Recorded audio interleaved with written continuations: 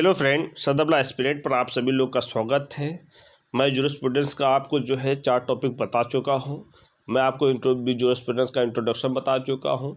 Jurisprudence में जो है एनालिटिकल विचारधारा को बता चुका हूं।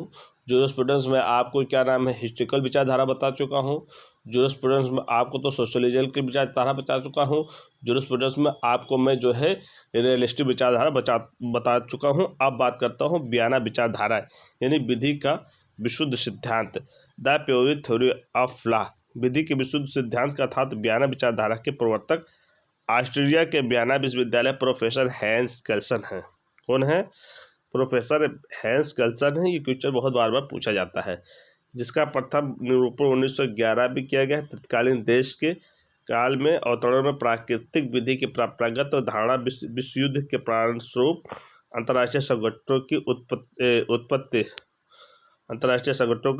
और जन आंदोलन के परिणामस्वरूप हुआ। लेकिन संविधान के सृजन ने केल्सन को विधि के विशुद्ध सिद्धांत की अवधारणा विकसित और प्रतिपादित करने में बाध्य किया। उन्हें प्रधान मान लिया। ग्राउंड नॉर्म को विधि विशुद्ध सिद्धांत आधारशिला मानते हुए विधि को मानने का जो है सुपरतंत्र यानी हायरार्की ऑफ नॉर्म्स की संज्ञा दी गई। क्योंकि केल्सन का सिद्धांत ऑस्टिन के विध्यात्मकवाद और बल का प्रयोग का समर्थन करते हुए, इसलिए इस शाखा को नो ऑस्टिनवाद की भी संज्ञा दी गई। साथ ही केल्सन का सिद्धांत सामाजिक विचारधारा के विचारक ड्यूट के सामाजिक संकेतन का सिद्धांत के निकट भी है। चूँकि केल्सन की विधि संबंधी सिद्धांत विधि को तत्वमीमांसीय कोहा यानी मेटाफिजिकल मिस्ट से पृथक करने का और अग्रसर कर रहता था। इसी कारण विधि का विशुद्ध सिद्धांत कहा जाता है। केल्सन ने स्पष्ट किया है कि विधि एक मानात्मक विज्ञान यानी नॉर्मेटिव साइंस है। इससे आगे स्पष्ट करते हुए केल्सन ने कहा, विधि का विज्ञान मानात्मक संबंध से स्वतंत्र है।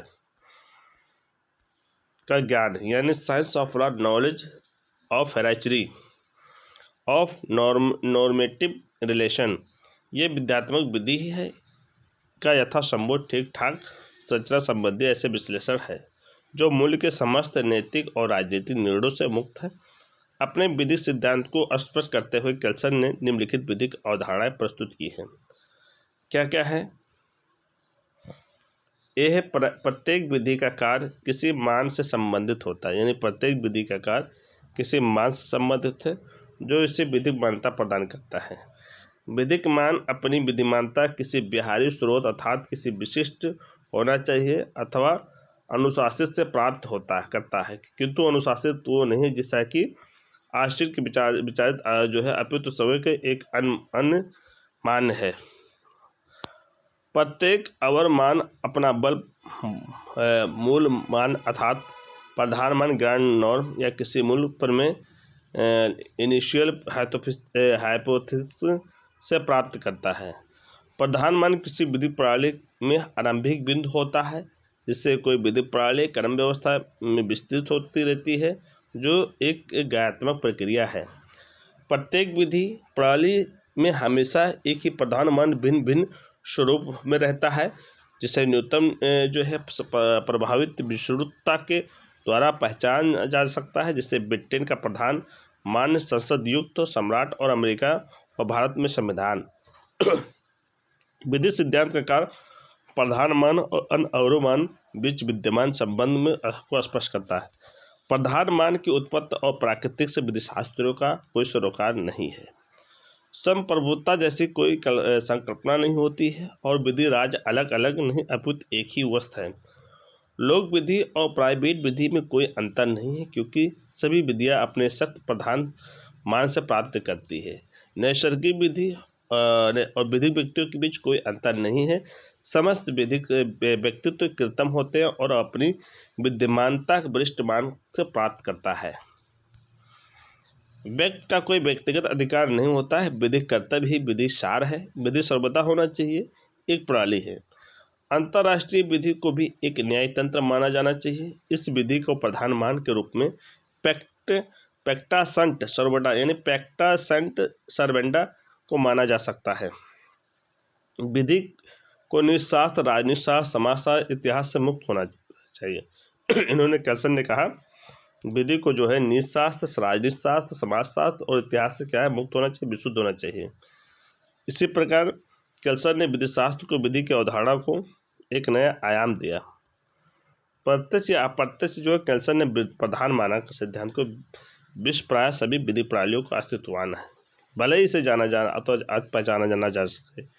यही कारण है कि केल्सर ने राज्य विधि के अधिकार एवं कर्तव्य लोक, प्राइवेट विधि अधिकार एवं कर्तव्य लोक एवं प्राइवेट विधि संबंधी संकल्पनाओं को व्यापक समर्थन प्राप्त हुआ है और आज भी विधि के अनेक विधिक प्रणाली में अध्ययन एक सशक्त महत्वपूर्ण विषय वस्तु है।